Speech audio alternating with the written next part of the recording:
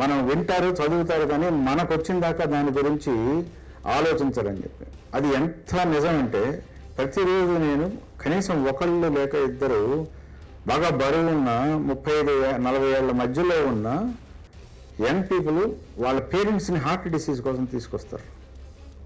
వాళ్ళ ఆపరేషన్ చేయించాలనో, లేకపోతే స్టెంట్ పెట్టాలనో, లేకపోతే ఇంకొక మెడిసిన్స్ ఇవ్వాలనో ఆలోచిస్తారు, కానీ వాళ్ళకున్న డేంజర్ని వాళ్ళు అసలు ఆలోచించరు. వీళ్ళందరూ ఐటీ వాళ్ళు, మళ్ళీ ఈ సాఫ్ట్వేర్ అంటారు, అమెజాన్, వాట్ ఎవర్, ఈ మల్టీనేషనల్ కంపెనీస్లో 10 గంటలు కూర్చొని పనిచేస్తారు, జంక్ ఫుడ్ ఆర్డర్ చేసి తింటారు, కానీ ఒకరోజు కూడా ఎక్సర్సైజ్ చేయరు.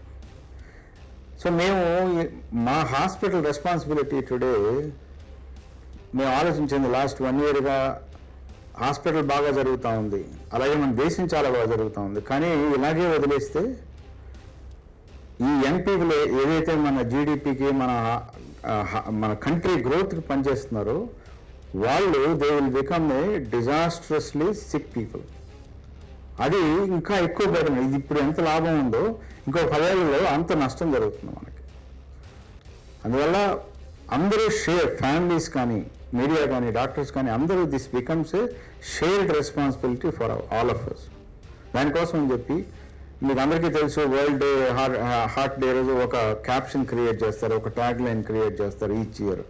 అలాగా స్టార్ హాస్పిటల్ తరఫున నెక్స్ట్ ఇయర్ విచ్ ఈజ్ 2026 మేము దాన్ని ఇయర్ ఆఫ్ హీలింగ్ అనే టైటిల్ తోటి మా రెస్పాన్సిబిలిటీ కింద మీ మాధ్యమం ద్వారా ప్రజల్లోకి ఈ అవేర్నెస్ అని, ప్రివెన్షన్ ఈజ్ వెరీ ఇంపార్టెంట్.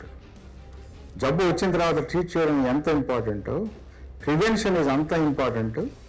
ఇవి ప్రోగ్రామ్స్ ఉంటాయి, మీరు కూడా అవగాహన పెంచుకొని ఇవి చేసినందువల్ల నాట్ ఓన్లీ డిసీజ్ ప్రివెన్షనే కాకుండా కొన్నిసార్లు డిసీజ్ని ఓల్డ్ ఏజ్కి కూడా నెట్టేయడానికి అవకాశం ఉంటుందనే క్యాప్షన్ మనం ప్రజల్లోకి తీసుకెళ్ళడానికి మా వంతు ప్రయత్నంగా ఈ స్టార్ హాస్పిటల్ ద్వారా ఇయర్ ఆఫ్ హీలింగ్ 1926 అనే ఈ ప్రోగ్రాం ద్వారా ప్రతి నెల ఏదో ఒక ప్రోగ్రాం ద్వారా ఈ ప్రివెంటివ్ ఆస్పెక్ట్స్ గురించి మేము మాట్లాడదలుచుకున్నాము.